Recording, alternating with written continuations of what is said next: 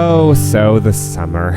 Okay, yes. All right. Yeah. So today we are talking about Acadia National Park. It's a return to Acadia, folks. It is. It is because there is so much to do in Acadia National Park. It's true. However, our plan originally wasn't to go to Acadia National Park. No. So let's just talk about our original 2020 travel plans. Sure. So prior to COVID, we had a lot of trips as potential for this year. The first of which was the closest to the time of COVID, was a trip to Florida, which would have taken us to Everglades, which would have taken us to Biscayne and Dry Tortugas National Park.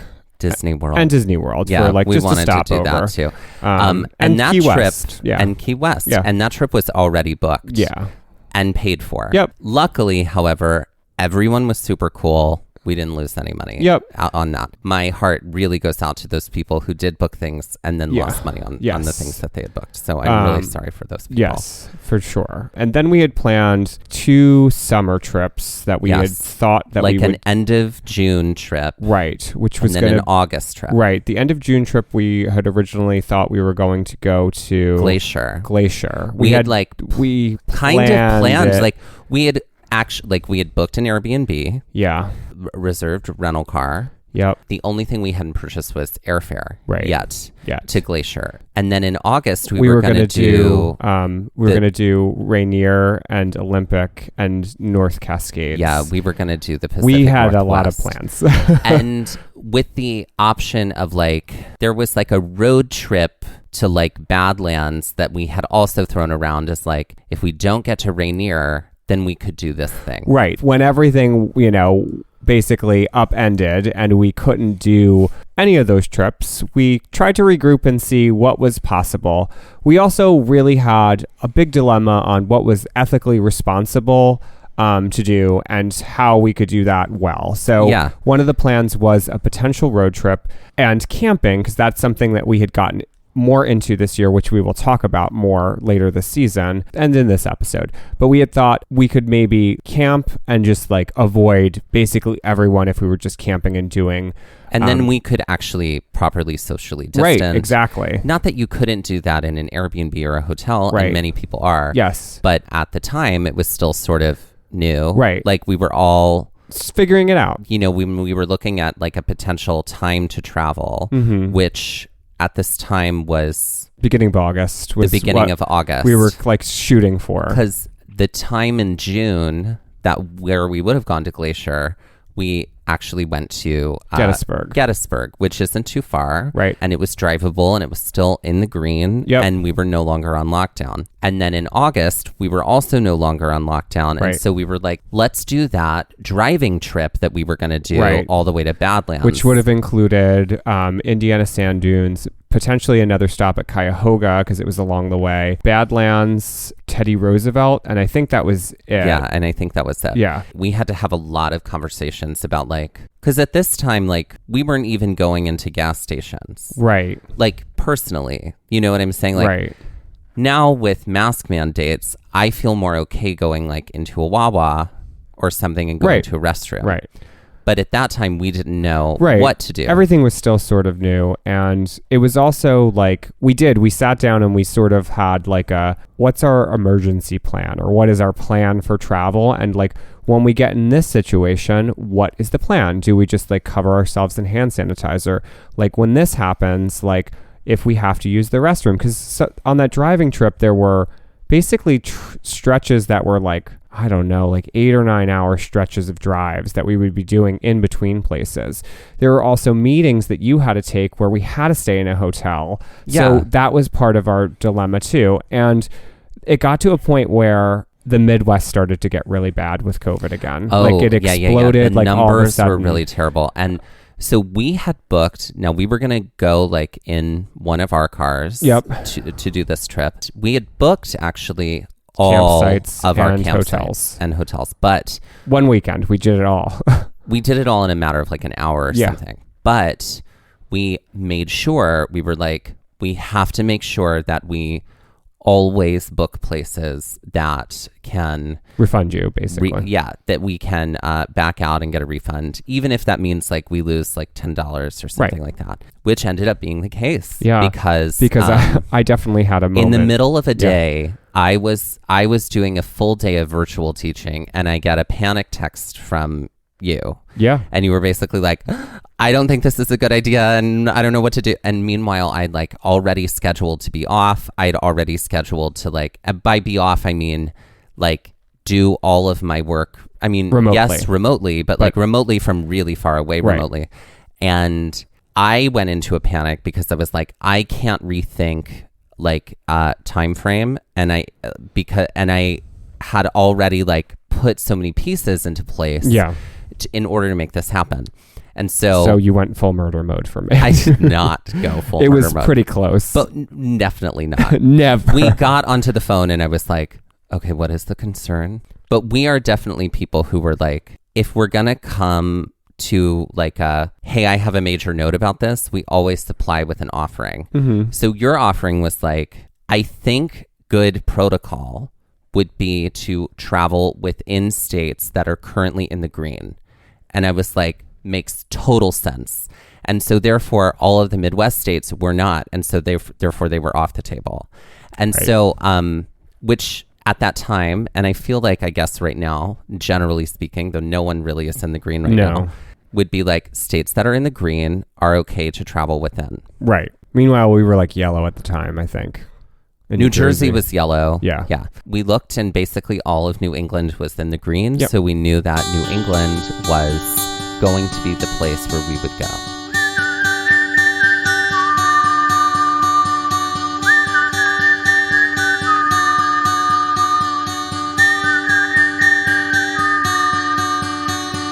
Looking for adventure, I want to follow on the trail, or get a little lost and let the wind fill my sails. Get up when the stars still fill the sky, don't wake the sun. There's so much to be done, and the day has just begun. Go where the postcards are real, you can feel.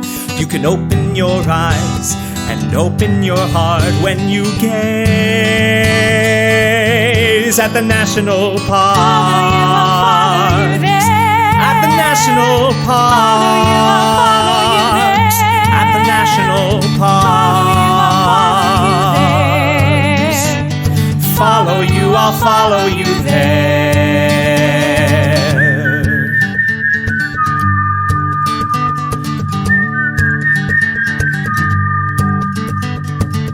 On this day that we headed to Acadia National Park. Mm-hmm. For a second trip, we'd actually started this day in North Conway, New Hampshire. Right. We did a lot of soul searching on our travels to see what would be the best. And we knew that we wanted to do some hiking and explore. And so aside from Acadia, we also discovered the beauty and the wonder that is both the Green Mountain National Forest in Vermont and the White Mountain National Forest in New Hampshire, which is where we were, basically. We had just finished hiking in Green Mountain earlier that week over in Vermont, and we had come over to New Hampshire to hike in White Mountain National Forest. Lord's child. We will be doing some episodes on White Mountain National Forest. Should be a national park in and of itself because, my goodness, good Lord child.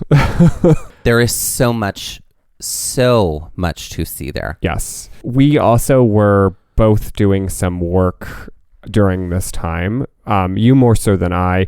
I was waiting for that. Yeah, well, I'm just going to speak the truth. You had, just get ready because there's like a, come to Jesus moment that I give you in a later episode. But you basically, the work that you do is teaching artist work in schools for theater, and your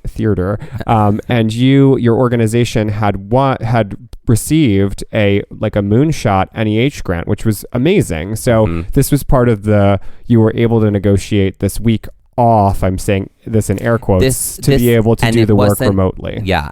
And so, in the evenings I was doing a lot of work, but that was the way to make all of this work with your schedule and my schedule. And like, luckily it all worked out. Right. This day, we actually both had meetings that morning at about 10 a.m. Right. You had to be on a meeting. I had to be on a meeting. My meeting was one I could call into. Your meeting was one you had to like be on camera for. Right. At least for a period of time. Right.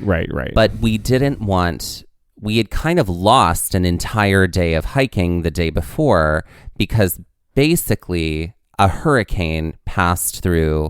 the remnants of a hurricane passed through New Hampshire. Right. Well, I did get to hike. You hiked in the morning when I was on a meeting, and then in the afternoon when I could have joined you, we weren't able to do that because there was a hurricane. Yeah. We just stayed inside and watched Silence of the Lambs. Right. But which you were thrilled by. I was. I'd never seen it before. Anyway, it's great. This day we were like, well, let's make the most of our day here. And let's actually like get out really early in the morning. Yeah. Go for a hike and then come back and do our meetings and pack up. Yes, we did do a small hike when we were that morning, which was great. It was a loop hike. It was a loop hike. It was perfect. We'll talk more about that when we talk more about that hike later. Yeah. But it was a wonderful little hike. Right. And perfect timing, and we were able to, get right back and get on our meetings. Yeah. We both respectively got on our meetings. Meanwhile, while meetings were happening, you were on camera, I was on the phone, so I just had my earphones in. Yeah. And so I was packing everything and getting everything ready to go. Meanwhile, I was already packed. Right. Is that how it went? It is how it was. Okay, great. And then I packed the car. Right. And then we finished up. And by finished up, you transitioned to being on the phone. Right. For your meeting. Right. And then we packed the car and got in the car. Right. And we headed off while both still on meetings. Right. Also, you said you would drive this day because I drove the whole time, but you didn't. Oh. Oh, okay. So the knives are out. Let's talk about grudges that we're holding on to, shall we? Things not in the outline, but things I remember. I remember everything. I mean, I know you remember everything. Right. You also remember any time you were wrong. That's right. How do you? Because you upset a Libra? Lady scorekeeper. How do you upset a scorekeeper? Right. Tell them something unfactual. That's right. What you do. Exactly. What did I say to you last night? I was like, you know what? You don't say many things that are true, but that is very true. And you were so offended by that. I was obviously kidding. Everything is true. Kidding. It's doctrine. But yes, so we were basically driving from North Conway to... We were headed to the Bucksport / Fort Knox KOA campground. Mm-hmm. Now, there is a KOA campground in Acadia. Like right legitimately outside. In Acadia. Yeah. But it was booked and totally full. Right. Though they did have some campsites right on the water that looked so... I know, because we passed it on the way in. It just looked so picturesque. But yeah. Ooh, that she was booked up. Yeah. So we ended up having to book the Bucksport one, which is about a 45-minute drive out. Yeah. But we'd kind of done that before because we had stayed in an Airbnb in Bangor. The There Bangor sisters. And I'm sure that's not the first time someone has made that No, trip. I'm sure. And so that's where we ended up having to stay. Yeah, and I actually don't, there are times where it is nice to be able to just leave the park and be like, oh, we're right here. And like, there's our lodging for the evening. But we typically have like at least a half-hour drive most times. Yeah. And it's kind of nice to be able to just decompress in the car for a little bit. Yeah. As opposed to like, okay, I'm done hiking and now I'm in a room or in a tent. Like, I do kind of like that. Like, you can kind of time in the car. Go for a drive. Exactly. The go for a drive moment is actually really nice. Also, the thing about this was the part of Acadia that people do most of the time is considered the east side of Acadia. Right. But this time, we'd actually decided to do different sections of Acadia that we had not done before, right, which didn't include the east side. So we were going to have to be driving anyway. So it kind of all worked out. Yeah. Now, on our drive to there, we had taken a bunch of like major highways obviously, to get to Acadia the first time. But coming from North Conway, it was just back roads the whole way. Yeah. Which equaled like sometimes we were in our meetings and sometimes we were not. And sometimes we were back in and sometimes we were off again just because of, signal and things like that. Yeah. We did finally arrive at the Bucksport Fort Knox KOA. Yes. And we were greeted by the loveliest people.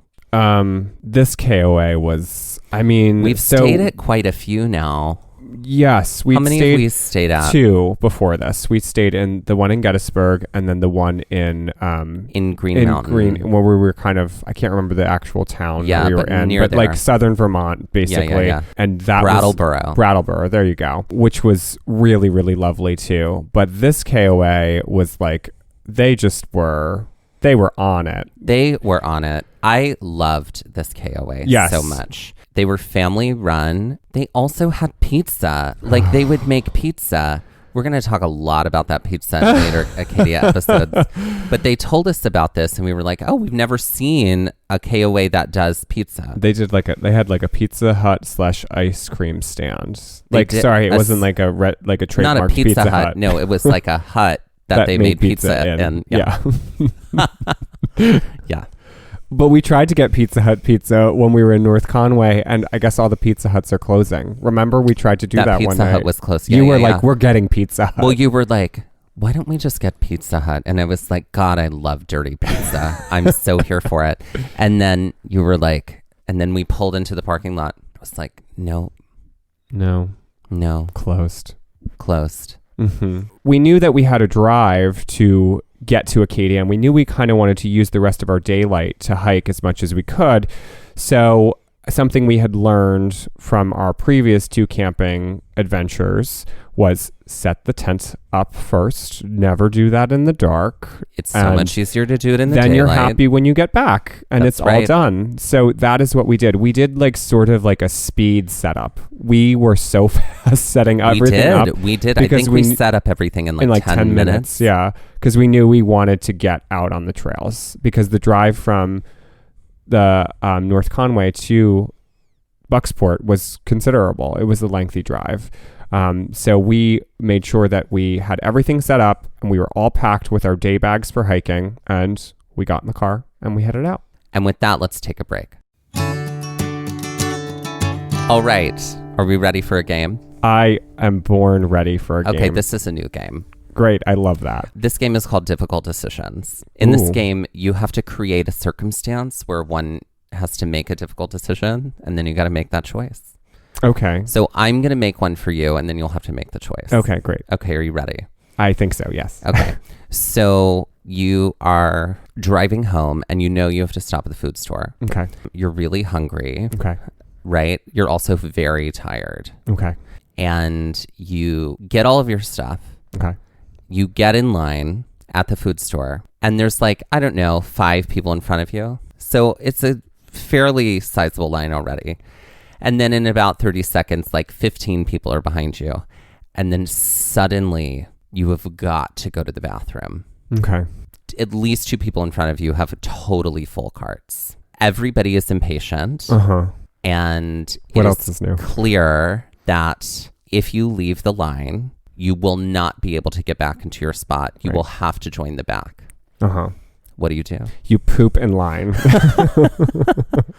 And that disperses the rest of the line behind you. Is that your answer to the difficult decision? Is that my final answer? Really, for me, I feel like when it comes to bathrooming, I can usually hold it.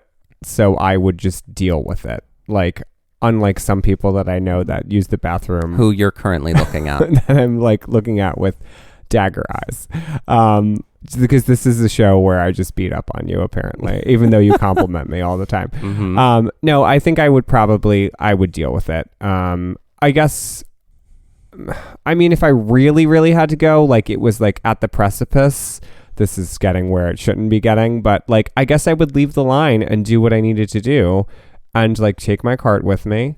I guess there's always excuse me, I really need to use the restroom. I'm going to talk to the person behind me. Would you mind just saving my spot and pushing my cart up? And I will be right back. I'm sure. So, but I'm removing that. The person behind you is not kind and not generous. Great. Sorry about it. It's not going to happen. Okay, great. So I would leave the line. You lose. I would leave the line. And you'd have to get in the back? And I'd get in the back. Because you know what? By the time I came back, they'd open all the cashiers up and I would be in and out. I mean, maybe. Maybe. I mean, the worst comes to worst, I just wait in line. Yeah. And I sing the elevator music that's on. Sure. Right. Sure. We've waited in longer lines.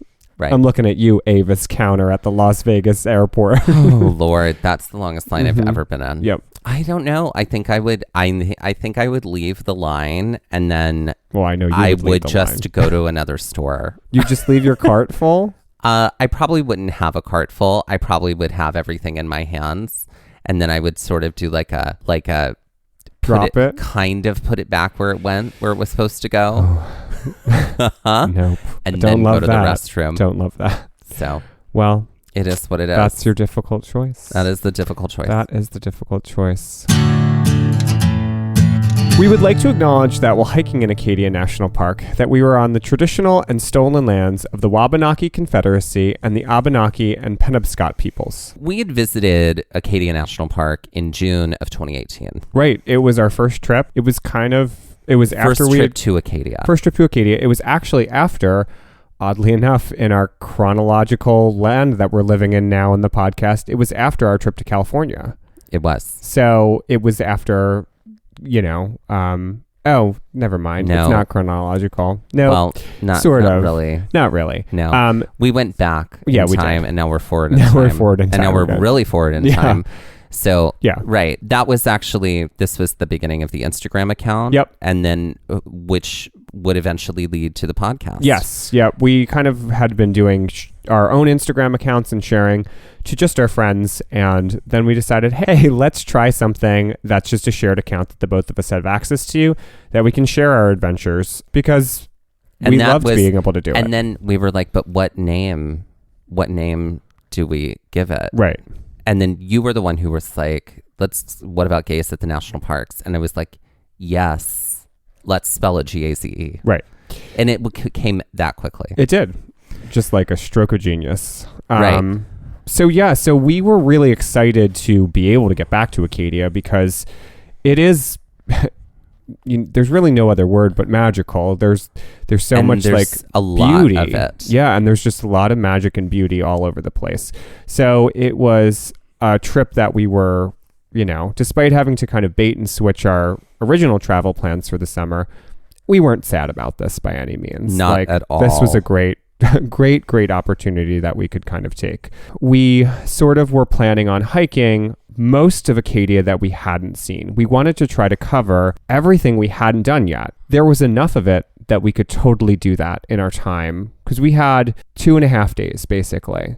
This was our half day there. This was our half day. Right. So we were like, we can cover a lot of ground in this time. We were trying to figure out which parts of Acadia that we wanted to do. We knew that there were parts in the sections we had done before that we wanted to do, that we hadn't gotten to do. We also knew that we wanted to do the Schoodic Peninsula. Right. And then there was also the west side of Acadia. Right.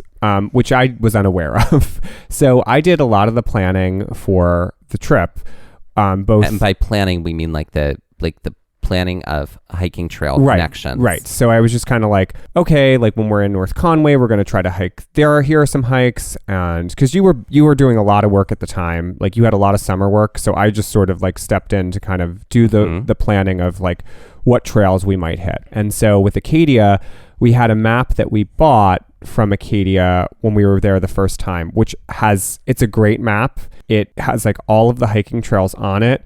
It's paper. It's very well worn right now. And now it's like taped up and it's great, but it's like it's been used very, very well.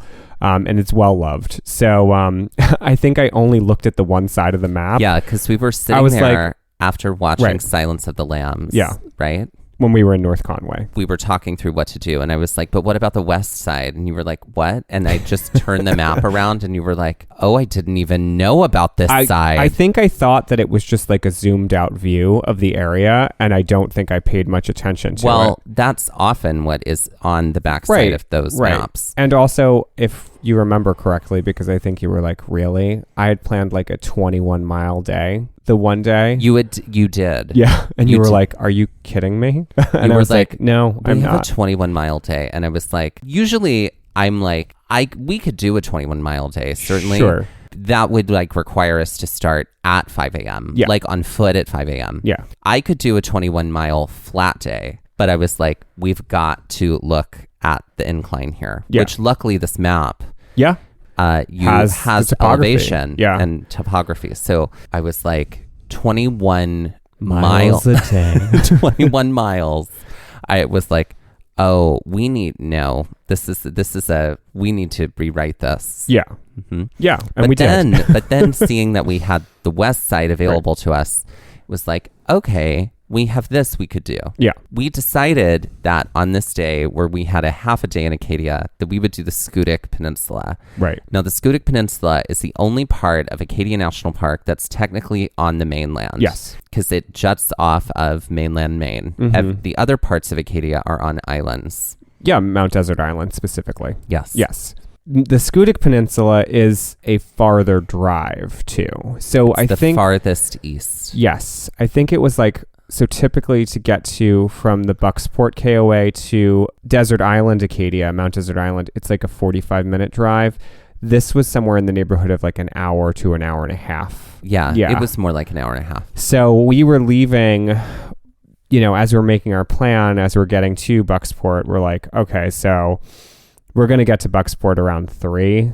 We got to like set up real quick. But it was still the summer, so like it wasn't getting dark at 4:30. Right. In the tundra that we live in now. So after we packed, knew we were doing the Schoodic Peninsula, we got in the car and we headed out. Mm-hmm. And the drive to the Schoodic Peninsula, it was, we finally got to the section of the drive that felt familiar. We were like, oh, this part is familiar because like this is the part we had to take going from Bangor onto Mount Desert Island. And then rather than like continuing on to Mount Desert Island, we had to turn off to head to the Schoodic Peninsula. Right. And that brings you right to the visitor center at the Schoodic Peninsula, which had a gigantic parking lot. Yeah. Yeah. Which there was like basically 5 cars in at this point in the day. Because we'd gotten there at like 4:30. And also it was foggy.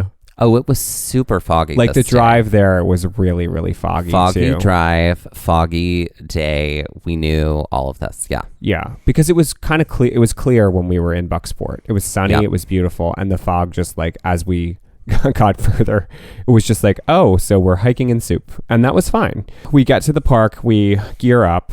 A lot of the Schoodic Peninsula has these gravel bike paths. That's right. That are sort of like, there are carriage roads in the main part of the park. It's similar, I would say, to that. Yeah. What is true for all parts of Acadia, though I'd say not so true for the west side, is that there are kind of 3 ways to explore, get around, experience Acadia National Park. Either on a trail, on a carriage road, or a bike path. Right. Or on a driving road. Yeah.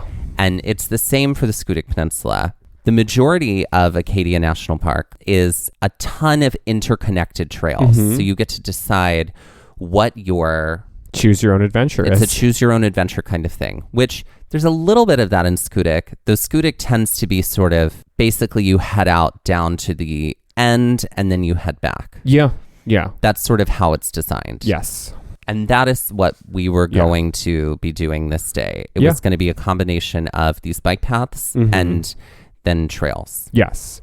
So we headed out down the Wansqueak path, which is one of the bike trails. And most of the bike trails are actually in the northern part of the Schoodic. There's a big essential loop that happens up there. The Wansqueak path is actually, it's really great. I mean, there were a few people that were on bikes at this point in the day. I think we definitely were like, oh, well, they didn't have their masks on. Yeah. We definitely did have some moments like that. Right. We are people who hike with our masks right now. So right. That's who we are. And, you know, because especially on trails, especially on this trail that we're going to be talking about today, you can't stay 6 feet apart. No. So we're always at the ready. We're advocates for that. Right. We don't necessarily have them on all the time, but like we have them prepared to pull out or pull up, essentially. Definitely we're dealing with a lot of that. And this wasn't even the worst that it was by any means, because it's pretty quiet on the Schoodic at this point in the day. We take the Wansqueak path for about 0.7 miles. It's basically a straight shot with a little bit of a curve. And we're taking it so that we can get to the intersection of the Buck Cove Mountain Trail. And when we get there, we turn right onto this trail, and that trail is going to take us for about 2 miles and change. That's going to take us all the way to the beach. Right. So essentially the tip of the peninsula, although not really. It's like Blueberry Hill is sort of the parking area that you would kind of end up in. Literally, you turn onto this trail. It is a tiny little trail. Right. You could very easily miss it if you're not paying attention. And it's tiny, meaning like there is room for one person on this trail. Yeah. One person. Yeah. And it was kind of that way the whole time. Yeah. Right. But let's talk about look around. I mean, there are many things to see. You're singing the David the Gnome theme song right now, and that is so appropriate for exactly what this is. After doing this hike, I have told everyone who's going to Acadia, do not, under any circumstances, leave Acadia without hiking on the Schoodic Peninsula. Yeah. Because you are literally keeping yourself from magical experience. Yes. If you do not do this hike. Yes. This was immediately like magical fairy forest. Yeah. Like we walked into it and I was like, you're kidding me.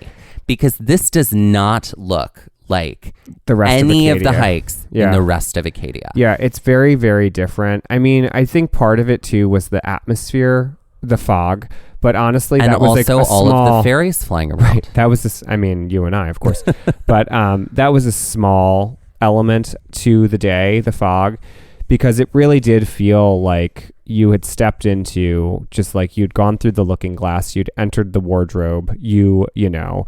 Had gotten your invitation, you're here. I was like... You're like, this is what a prop department, like, essentially should... Whenever you need a magical forest, just look at this. Hello. You have come to the magical forest. So many pictures because it was like, just picture, if you could create in your mind the most picturesque, beautiful, magical forest. This is what this was. Yeah. If not more than that. Yeah. It was, because it was like tons of green moss everywhere, stones, like little footbridges. Yeah. It's not a tall forest. The trees weren't very big here. No. And the ground was soft. It was the softest ground I think I've ever hiked on. Actually receded a little bit when you made a step. Like it was so... I just don't have... I think I've used all the words I can to describe it because it's an experience I'll never forget. Yeah. And I will never, ever go to there's never a world where I want to go to Acadia National Park and not do that hike again. Right. And here's the thing too. I just feel like not a lot of people go out there. Not a lot of people spend the time to go out there. I guess if you bike, you probably do, because those biking trails are there. Like if you're a mountain biker, dirt biker, like you kind of that's your shtick. I think that you probably do that. But I just feel like it probably is not a very well received section of the park because it's separate from everything else. Right. And it is a further drive. So like, I think this was like one of the best calls we made. Absolutely. In Acadia was coming out here. And Magical Fairy Forest doesn't go away the entire trail. No. It's there the whole time. Yeah. The whole time you're on Bucks Cove Mountain Trail. And then when you get on the Anvil Trail, it's even more kind of like magical because that changes, but we'll get there in a second. So we basically are on this like magical Fairyland. We're on this magical fairy forest land. It's taking you south the whole time. And we're going for about 1.4 miles. Right.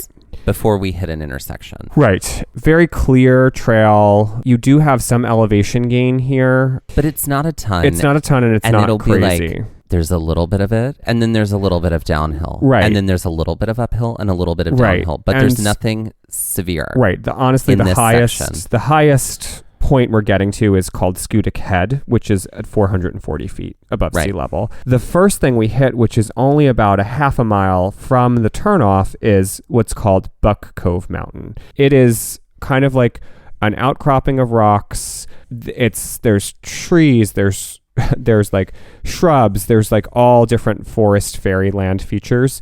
But it's not, you can't see much because it's foggy. But the thing I always consistently love about Acadia is how well everything is marked. It is just like, it's really, so really marked. Thoughtfully marked and laid out for you, the hiker, to experience. For the most part, in a later episode in Acadia, we'll get to a section where we ended up following something the wrong way and having to double back. Yeah, well, these things, they happen. They do. We hit this first rock outcropping, and then for about a mile after this, we are just headed up, but only like another 220 feet, like up. Right. So it's really not a bad elevation gain at this point. We do run across like one family at this point, like on the trail as we're headed up to Schoodic Head, but really, again, empty trail the entire time. Empty trail, continuously soft ground, beautiful green moss everywhere, the entire time. Right. When we do get sort of up to Schoodic Head, that's where we do hit our intersection. Yeah. That's where that comes in. Now, the intersection, basically it takes you off into two directions. You could take the Schoodic Head Trail, or you could take the Anvil Trail. Yep. There's also like a little jet off that's called the East Trail, which would take you to the right to the beach, but to the east side of the peninsula. And we wanted to kind of loop back to this intersection by a couple of different trails. So we didn't take the East Trail. No. We continued on the Anvil Trail. Right. So we continue on the Anvil Trail. It's really foggy because like at that intersection, you're kind of at the top of a bald rock. Yeah. And I remember looking out going like, well, I can hear the beach. I can't see it because there's so much fog. Yeah. I still feel like we're really high up. At this point, I was like, I feel like we're going to have to encounter some downhill at some point in order to like get to the beach. Yeah. This Anvil Trail is where that happened. Yes. So we started off on that Anvil Trail, and what did we see? Just a drop, essentially. It was like... It's like, oh, you have to get down there, and you're up here. And it's like, oh, I'm just going to kind of like slowly switch back, meander, sit and scoot, very carefully climb my way down. Oh, yeah. Yeah. And that was the kind of vibe. The decline was sudden, severe, and a lot. So Anvil Trail is a totally different experience than the Buck Cove. Right. This is mountain trail. This is dark witch forest now. Now we're getting into the dark like, witch forest. It's still magical. Yeah. It's dark magical. Yeah. Right? Right. The forest is now like really high above you. Yes. The trees are really tall. Right, because you're also declining too. So things are it's growing very from dark. Lower, mossy like trees too, like hanging dark trees. Right. Yeah. Creaking noises and witches. Right. Right. Exactly. As we were climbing down, three witches appeared and told me that I would soon be named the Thane of Cawdor and later the King of Scotland. Great. Shout out to any, Shakespeare, anybody deep cut Shakespeare that. Fans out there. So we have to do this sit and scoot, very carefully place our feet, kind of dance to go down. And we were like, okay, that was really intense. And then it leveled off for a little while. Yeah. And then we're sort of, walking through this dark forest, lions, tigers and bears. Oh my. And daddy bears. Oh my. Sure. Yeah. And so we're like, we know we're getting closer to the beach. Yeah. From that intersection, we know we have about a mile left to get to the beach. Yes. We continue, and then we come up onto another very sudden drop I say drop, it's like, it's a decline. Yeah. That is sort of switchbacky, like full of stones. You got to climb your way down kind of thing in order to like get to the level of the beach. Right. This is what would be considered the anvil. That's where we hit the anvil. Yeah. We were like, this is the Struck anvil. the anvil. And on the way down, we're like, oh, okay. This point, we're getting close and you can see the road too. The road is not very far. It's only like 0.2 miles to the beach at this point, to what we would consider Blueberry Hill. It's not so foggy that you can't see the beach at this point and you can see the water, but the fog is still present and low enough that you cannot see out much further than the beach here. Right. Yeah. We hit the roadway and we cross the road. You get to the famous rocky shores of Maine, essentially. Like, right. It is just, this is like where you can walk out. And unlike other sections of Acadia that are like kind of like along like Ocean Drive there, where like you would have like the Thunder Hole and like Great Head and all of that stuff, those rocks are still very high above the water there.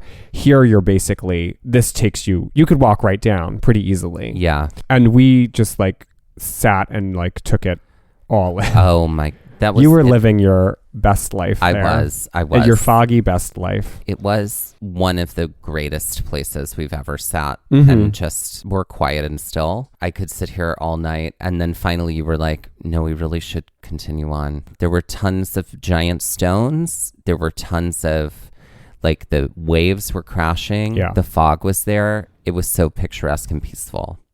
And with that, let's take our next break. It's time for Drag Corner. So, Thades and Gentlethems, please welcome to the stage Gloria Stay. Gloria Stay. Yeah. We came up with her in Acadia. Yeah. We did. She also makes me think of, I think there would probably be a House of Stay. Yes. So her drag daughters could be Joyous Stay and Miraculous Stay. Right. Miracula. I really love that name. Miracula, you get in here. Get in here, Miracula. Joya, Miracula. Yeah. You listen to your mother, Gloria. Yeah. Exactly. Gloria. Who is Gloria Stay? Gloria Stay is sort of like, she's a kitchen witch. We're just going to go with that. She is that she like brews. Plump grandmothery figure that like lives in the kitchen, and she's just like, I'll make you a plate. Sit down. I'm going to make you a plate. Sit down and make you a plate. Yeah. I'll whip it up for you out of thin air. Exactly. She's like doing her kitchen witchery.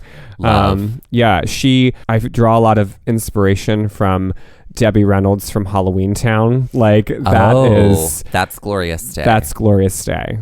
I feel like that is her energy, like kind, grandmotherly, drag queen grandmother energy. I dig that. Especially since we're talking about like a witchy forest here.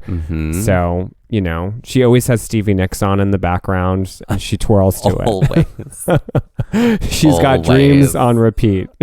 Doesn't she? Doesn't she? I feel like her signature cocktail would be some sort of like witchy brew kind of thing. There'd be like a dry ice component where like it would like come out of a goblet or green in a goblet, something like that. And she sells charms like that you can hang in your kitchen window to like ward off evil. I like that. Yeah, that's her merch. I like she's got some like crystal charms that, you know, also Crystal Charms. Welcome to the stage. Crystal Charms is her friend. I love the last name Charms. Yep. With the Z. Oh, and her sister Lucky Charms. Great. Yep. Oh, Lord. They write themselves. Do you need a drag name? Mike and Dusty got you covered. We got you covered. How big is our index now? It's over like 500. No, I think we're inching close to 1,000. Oh, 1,000 names. Probably. All right. Yeah. What is Gloria Stay's lip sync song? Oh, I mean, I think we've already done Gloria before for somebody. Yeah, we have. I don't think it's Gloria. No. She sings Seven Wonders. She lip syncs to Seven Wonders. It's Seven Wonders. I'll take that. She also puts on the finale to American Horror Story Coven just does it to that. She does it to that. Yeah. So funny. That show, which is not that old, now feels like a period piece. I know. Yep. Well, ladies and gentlemen, please welcome to the stage Gloria Stay. I am at the point at this section of the beach where I'm like, okay, well, it's very foggy. We are losing light. It's time to get back, because also we've been just doing nothing but traveling, and it would be nice to just sit by the campfire. Like that was my end goal. I was like, we're going to get some firewood and we are just going to have the time of our lives when we get back. Also, you were cold. I was cold, which I'm is very, sort of like very attuned to the temperatures of the world. If you ever why want I check Mike the weather to leave a location, just make that location very cold, and he'll go real fast. I was definitely in a place where I'm like, no, let's just sit and stay, and like let's just, like, this is so calming and therapeutic. And you were like, I'm cold. Yeah. So we left. Some people will just turn around and head right back up the Anvil Trail, but we wanted to take a different way, so we went on the Alder Trail. Right. Our goal was to try to like hit as many trails as we could, just in general, that we hadn't seen in Acadia. So we're like, let's do that. The Alder Trail doesn't really... It takes you sort of out of the way, but not by much. Really? No, not really. It's parallel to the Anvil Trail, essentially. It is parallel, and it eventually meets up with the Anvil Trail. Right. Or it meets up at that intersection. Yes. So we walk down the road a little bit, and then we get to the beginning of the Alder Trail. When we get on it, feels very much like walking through like a cutout in a field. It felt like an orchard almost, that you were kind of like, oh, this is like one row of the orchard that you're walking through. It was very easy comparatively to all of the descent that we had just done on the Anvil Trail. It's a cakewalk. There's really not a lot of elevation gain that's happening here. It's a pretty easy jaunt down this trail for like a half mile, essentially. And then eventually it turns into a dirt road. For like a hot second. Yeah, which is called Cabin Road.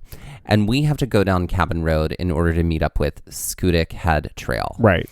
Which is going to take us back to that intersection. So we walked down Cabin Road, and then to the right, finally, was the beginning of the Schoodic Head Trail. Right. So we turn. At this point, we had been relatively flat the whole time. Yep. And we were like, I know we're going to have to like get some of this incline back at some point. This isn't just going to magically not be an incline. No. And this is where it happened. Yep. It was like zoop. Like, yeah, it was, and it's only about a half mile back up to Schoodic Head from here. That's kind of the nice thing about this section, is it's like kind of it's pretty broken up when it comes to short bursts. Yeah. But it was short, difficult sort of bursts in some ways.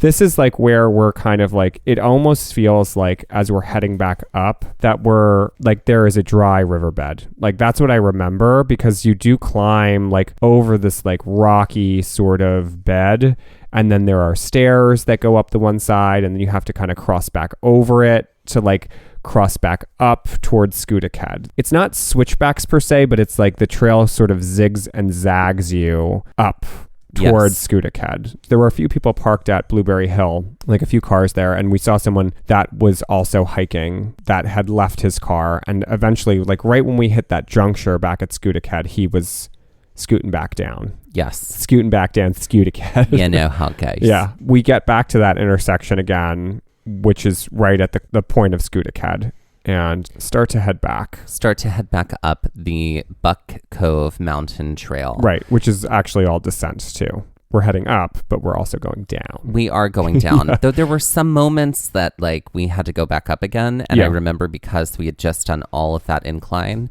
these tiny moments of incline felt really difficult. It was really starting to get dark at this point. And did we have our headlamps? No, I don't think we did. I think we left them at the... because we always have them when we're camping. Right. We have them like in the tent and like to go to the bathroom or do what have you. In the dark. So we didn't have them. And so we were like kind of racing against time to get back to the car before it got too dark. Right. But at least we knew that when we got back to the Wansqueet path, we'd just be on that path all the way back to the parking lot. Yeah. Yeah. And eventually we did get there. Yeah. We got to the Wansqueet path, turned left, and then we headed right back to the parking lot. Right. There was originally like a plan. So like the Buck Cove Mountain Trail does go further up through the Schoodic Peninsula. Originally the plan was to kind of go all the way up on that, which would have been almost like another 2 miles, and then join one of the bike trails, which was like the Fraser Creek Trail, to bring us down to the parking lot. Like that was part of the original plan. It didn't happen. We didn't cry about it because it was dark. Right. And we were tired. Right. So we didn't cry about it, but we did get back to the car. The parking lot, even though it wasn't completely dark at that point, there were lamps in the parking lot that were on at this point. Completely foggy, still fogged in. No one's really here at this point. It's just us. Right. And so we take a minute when we get back to the car to just like sort of sit and totally decompress because we are tired. Very tired. Yeah. Yes. And then we drove back to Bucksport and we got back to our KOA and we finished the evening with like a backpacker's pantry dinner and played some canasta. Yeah, which is your new favorite game. New favorite which games. You're good at. And we took it from there with many more adventures to come in Acadia National Park.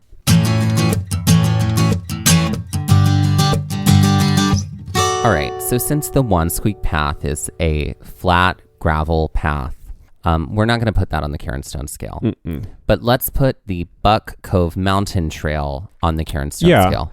I'm going to say like a 4 is mine. Like, I feel like there was some challenge to it. It wasn't the most difficult. I was kind of thinking a 3, but I'll give it a 4. Because there was definitely like a little bit of incline. It was foggy too, some slippery rock here and there. So a 4. I'm going to give it a 3. Okay. And so that's 7 out of 20 Cairnstones for the Buck Cove Mountain Trail for those reasons. But I just found it to be like so light and fun. Now let's put the Anvil Trail on the Cairnstone scale. Well, it's interesting because we descended it. I know it would be different if we had come up it. So I would say part of me is like, I feel like maybe I should have said a 3 for the last one because I feel like this is somewhere in the territory of a 4 or 5. So I'll say 4 again here. It's a little bit more difficult. It's a shorter length, but here you have to kind of maneuver a little bit more, but it wasn't the most tricky, like in the end. It may be hard for someone with some mobility issues to do, as opposed to like, let's say the Alder Trail, which was pretty flat. I'm going to give it, knowing what it is and the incline you have to deal with, I think I'm going to give it a 6. Oh, okay. And this is in relative to each other. So I gave Buck Cove Mountain a 3. This one I'm giving a 6. Okay. I just felt like there was a lot more energy. That's fair. Needed to be exerted. I feel like I'm off my Cairnstone game today. That's okay. That's okay. So it's a 10 out of 20. And then the Alder Trail is the flat walking trail. Yeah. And then let's put the Schoodic Head Trail.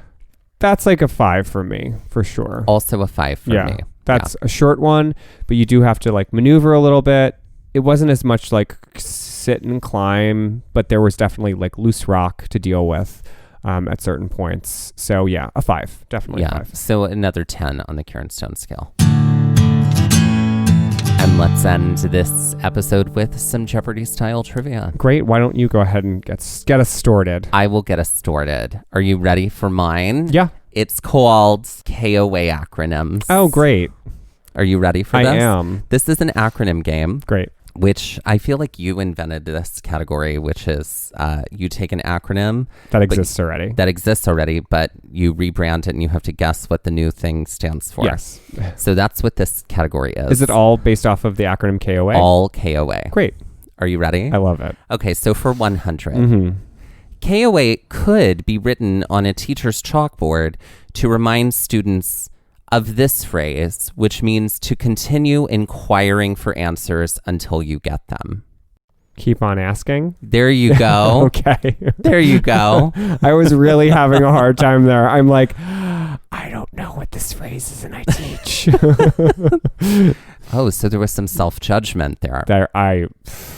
Let's talk about the hole I just traveled down. Clearly. Despair. Okay, are we ready for 200? Yep. If your flight attendant announced that this was a KOA flight, you would know that there were these types of young domestic felines on board. What is it, kittens on airplane That's flight? right. Kittens on airplane. Or kitties on airplane. That sounds like the follow-up to Snakes on a Plane. Yes, kittens on airplane. Right. Okay, for 300. Mm-hmm. If you were trying to get a job at a yarn store, but the paperwork stated KOA, you would know that it meant that they were not looking for crocheters. What is knitting on application? Oh, I'm going to give that to you. Okay. We were looking for knitters only apply. Knitters only apply. Okay. Exactly. All right. There you go. Okay, for 400, are you ready? Mm-hmm. KOA could be an acronym for a data term that would give you the median amount of this eucalyptus leaf eating tree animal. A data term? Mm-hmm. Oh. What is koalas on aloe? Aloe? Back rolls. The median amount. Oh, koalas on average. There you go. Sorry, That's okay. Spazzing out. Back rolls. Okay, and for 500. Uh-huh. KOA could stand for this if you happen to eat about 70% of fat without realizing it every day for 5 days and suddenly started to burn a lot of body fat. What is keto only appetite? Not exactly. We were looking for what is ketosis on accident. Oh, okay. Ketosis on accident. Great. There you go. And there so that was KOA acronyms. Beautiful. I love that. Acronym games are fun. Yes. They're also open to interpretation sometimes. Very open. Kittens on airplane. All There right. you go. My Jeopardy is inspired by the fact that I was looking for the fact that like a main justice, like Acadia and Cajun, and like how those like kind of like because of the connection from French Canada to like Louisiana. So then I kind of went in a different direction. So this is called French to English Dictionary. So these are all words that we use in English that are actually originally French. Okay, great. Okay, great. So, and there'll be a clue that gets you there. Old, blue, and village are all words that would associate with this French to English color appropriation. Oh, God. Can I get more information? Not all of those relate to the color, but those words refer to around the color that we're thinking about. I'll give you another word, ships. What is navy? That's correct. Old Navy, blue as in the color navy, and the village people as in the navy. Yeah. Yeah. Okay. Okay. Okay. You're like, oh, all right. Okay, great. Let's keep going. For 200, this word meaning broken or crumbled could describe the remnants of a ship after a storm or just sound like an accented way to say this soft cheese. What is feta? What is debris? Debris. Wow. All right. Okay. I did immediately think brie, and I was like, that's wrong. So again, I'll give you one clue that will be directly related to it, and then something that'll kind of be, you're like, I'll murder you later. No, it's okay. It's all right. All right. This Middle French word could describe emissions, syndromes, or animals. Hopefully not all at once, though. So this word could connect to either of those three words emissions, syndromes, or animals, or creatures, like the title of the film. Or I think it was animals, actually. What is forest? Oh, I'm sorry. This is... I wrote a hard one. No, this is very hard. I don't know. What is nocturnal? Nocturnal emissions, nocturnal syndromes, nocturnal animals. Great. Okay. Great. You're like, okay, well, okay, this is great. one of those ones. It's one of those, like, you're not giving me any sort of... or on that one, at least, I didn't get any sort of definition of the word nocturnal. I only got sort of like things that word associations. Word associations. Yeah. All right. Okay, let's keep going. Okay. This old French word might describe the manuscript you are working on or the coronavirus, which is causing COVID. What is novel? That's correct. There you go. Okay. Meaning new, or sometimes something written. Great. And this final one. This common punctuation mark, which often describes possession, or what may sound like an award given to some of your cookware if perhaps pronounced wrong. What is apostrophe? Right. Apostrophe. Wow. Oh my God. You didn't do that. I did. You didn't do that. Oh, I can't believe you did apostrophe.